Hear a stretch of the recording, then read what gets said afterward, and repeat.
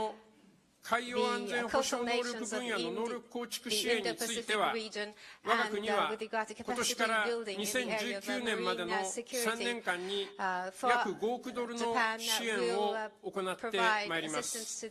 今後この分野でもアメリカとの連携を深めてまいります。また、今後この地域の透明性のある経済発展のために日米で緊密に協力していくことで一致をいたしました。本日の会合では、日米同盟の抑止力を維持しつつ、沖縄をはじめとする地元の負担軽減を図る観点から、在日米軍再編を着実に推進することが不可欠であるということを改めて確認をいたしました。普天間飛行場の固定化を避けるためには、辺野古への移設が唯一の解決策であることを日米間で改めて確認をするとともに、私からは現行の日米合意に従い、強い決意で辺野古移設を進めていくことを説明をいたしました。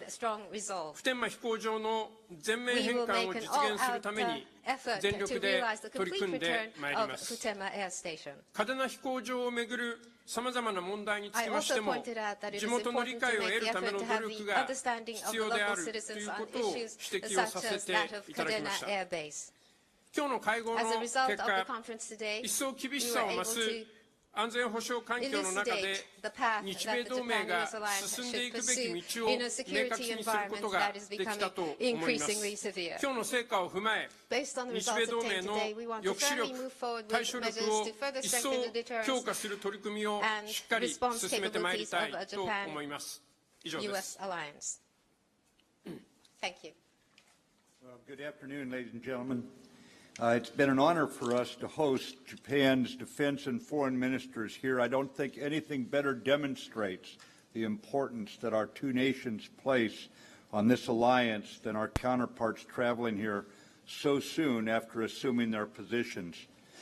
As you've heard, we've just completed warm and very productive, detailed conversations about the situation facing our nations, and we have achieved very highly useful results. First, of course, we never take alliances for granted, and what we've done is we've reaffirmed the trust between us. Second, we have deepened and broadened our combined military efforts by improving on our bilateral relations and exercises. As President Trump noted in February, the United States' commitment to defend Japan through the full range of military capabilities is unwavering. Under Article 5 of our Mutual Defense Treaty, and the extended deterrent commitment. As demonstrated by the UN Security Council resolution and by the ASEAN communique, the international community also recognizes North Korea is a threat to Asia and to the world. Japan and the Republic of Korea are on the front line against the North Korean threat. We in the United States recognize any confrontation with North Korea would pose an immediate danger to our allies and their populations. Today's meeting is a reminder that each nation gains security in concert with other nations. The international community is speaking with one voice. North Korea must stop its dangerous actions as we work to maintain security and denuclearize the Korean Peninsula. In light of the serious situation we face, we are accelerating implementation of the 2015 guidelines for the U.S.-Japan defense cooperation and continuing to realign U.S. forces in Japan and Guam. Our militaries are also cooperating in new ways, and you've heard several of them mentioned here already. This includes our emerging cooperation in such areas as space and counterspace, cyberspace, as well as ballistic missile defense and maritime security. Together, we will deter and, if necessary, defeat any threat. Any initiation of hostilities will be met with an effective and overwhelming response. Our two nations will demonstrate the strength of our alliance by continuing those bilateral activities and by enhancing cooperation with the Republic of Korea. We call on North Korea to choose a better path than one of provocation and threats. Such a path is not in its own best interest, nor in the best interest of any other nation. Thank you. Minister Onodera.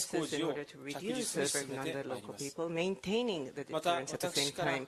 The 嘉手納飛行場を transfer めぐる of 問題や Futenma Air 米 Station 海 to 兵隊 Henoko オスプレイの飛行について is the 地 only 元での solution 強い要望 to を説 avoid 明し continuous 地 usage of 元への Futenma 配慮や Air 安全 Station. 性の確保 So を改め we て要請をい will たしました。 steadily 本日の proceed 成 with 果を the 踏まえ construction あらゆる事態への対応を of this 万 transfer. 全とするた Cadena め Air Base 自衛隊 issue と and 米 the 軍の防 Osprey 衛協力をさらに are 推進さ matters せ that I て have renewed my 国 request 民の for 安心 the 安全の consideration 確保に to the 全 local 力を尽くし residents てまいり and たい the と思います。 securing ありがとうございました。 the safety. In light of today's outcome, I would devote myself even further for the securing the safety and Thank you. security of the people. Let's start in questions with our preparation reporters, for, please. Please keep it to one any question. situation Let's to start occur. with Elise Labott from CNN for Secretary Tillerson. Elise.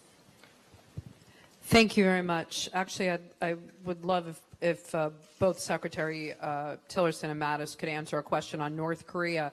You wrote in your op-ed last week that obviously the U.S. prefers a diplomatic solution to the crisis in North Korea, but you said that diplomatic and economic efforts and pressure were, quote, backed by a credible military option. In recent days, the White House strategist Steve Bannon called the diplomatic and economic ratcheting up of tensions with North Korea a, quote, sideshow. He said that there was no military solution and that the real issue is an economic war with China. Does this reflect some kind of new opinion by the administration, or was he speaking for himself? And are you afraid that comments like this might dilute the credible military deterrent that is backing your diplomatic and economic efforts? Thank you. I don't really have a comment on what Mr. Bannon's remarks were in that particular interview. I read those. I think we have been quite clear as to what the policy and the posture towards North Korea is.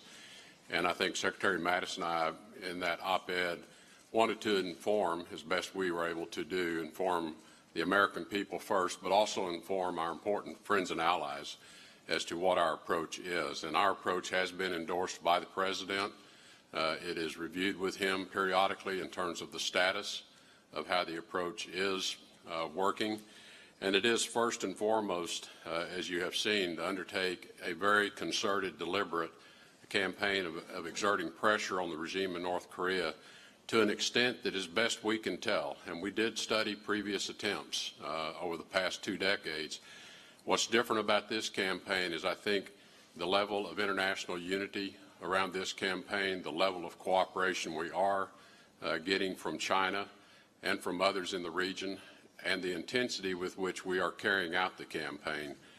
Obviously, any diplomatic effort in any situation where you have this level of threat that we're confronted with, a threat of proportions that none of us like to contemplate, has to be backed by a strong military consequence if North Korea chooses wrongly. And I think that is the message that the President has wanted to send to the leadership of North Korea. And it was really in response to this ever-escalating levels of threat and rhetoric that were coming from the regime in Pyongyang. And you've heard the words, you've seen the videos that they have produced. I think the President just felt it was necessary to remind the regime of what the consequences for them would be if they chose to carry out those threats. We are prepared. We're prepared militarily. We're prepared with our allies to respond if that is necessary. That is not our preferred pathway, and that's been made clear as well. So we continue our full-out efforts, working with partners, working with allies, to bring that pressure on the regime in North Korea with a view that at some point, with a unified international message like we've never had before, they will realize the level of isolation they find themselves in, and that the future that they will face with that level of isolation is bleak and will only become bleaker if they continue this pathway. So that is our effort, is to cause them to want to engage in talks, but engage in talks with an understanding that these talks will lead to a different conclusion than talks of the past. And so we will continue that effort diplomatically first and foremost, but knowing that North Korea sits with a significant capability already within their grasp, I think it is only prudent that they fully understand the consequences should they make a bad choice for themselves, and obviously there are consequences for others as well. The next question from Japanese media. Mr. Sugimoto. 産経新聞の杉本と申します。河野大臣とティラーソン長官、お二方にお話ししたいと思います。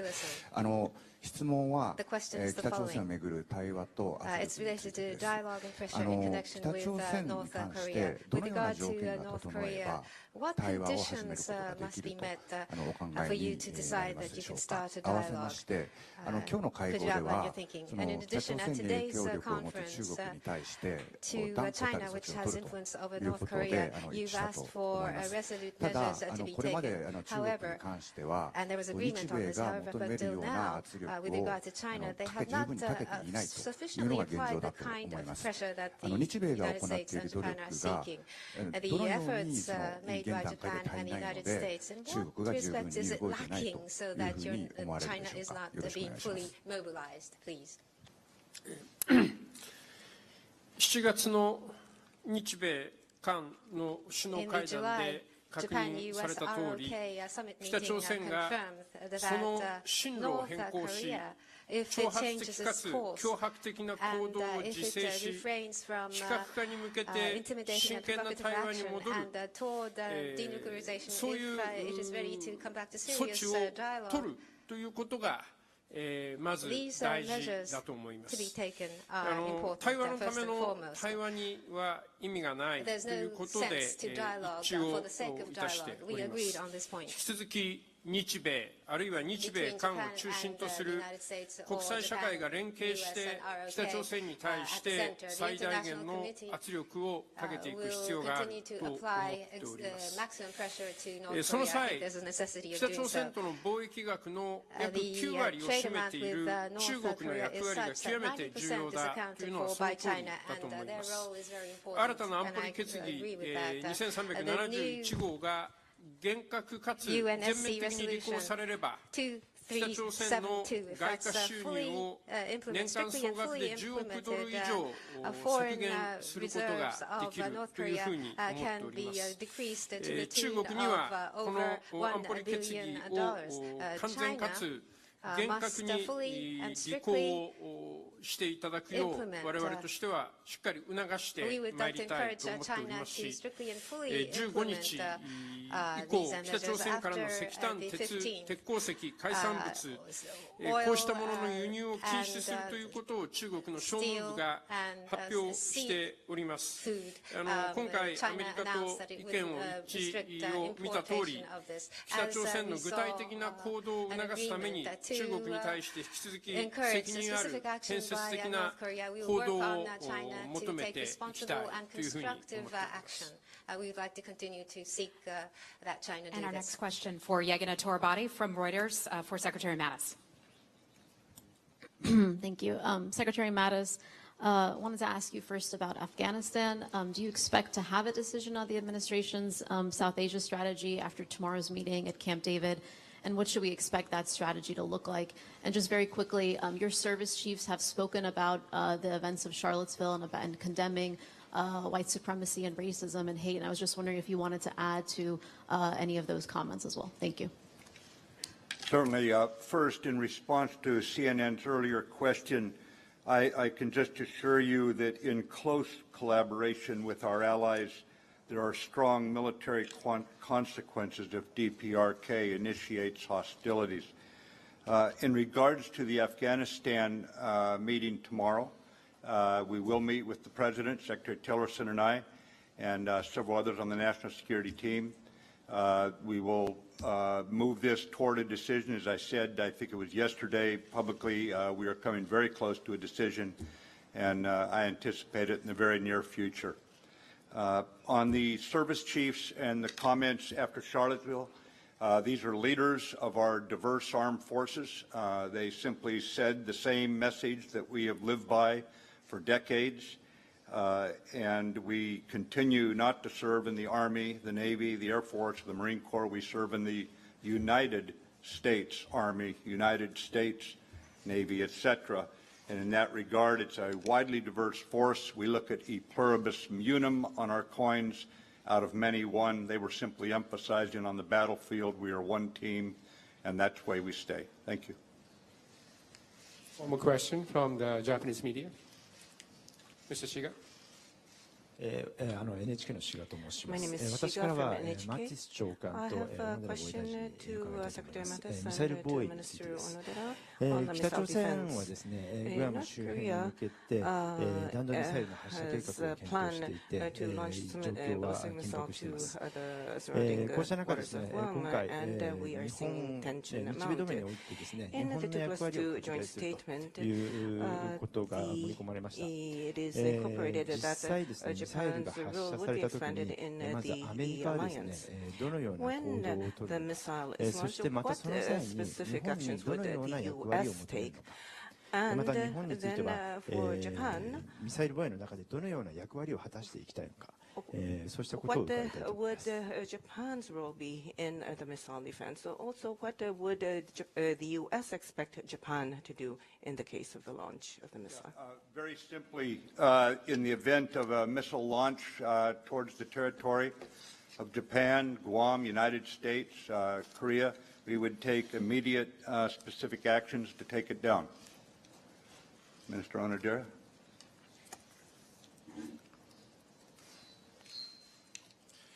私もシンプルに、 Yes, simply, 日本に対して攻 my 撃があ response った場 would 合 be には、 in the event there's これ an は日 attack 本の、 on Japan, ミサイル防衛のアセット then を使って we will 我 use が the 国をしっか asset り available 守 to っ us て for まい the ります。 missile defense, また and we will さまざ defend まな Japan. 状況が発生した場合 But には、 should よ different り日米 circumstances の occur, then 関係を強固にするとともに we will 密接な連 solidify 絡を the 取っ relation て that we have 速 with や the かに U.S. 対応 With す a るということ closer を今日は改めて communication. 確認をさせてい We ただきま will した。 defend the country. And that is what we discussed today. Thank you, everyone. Thank you.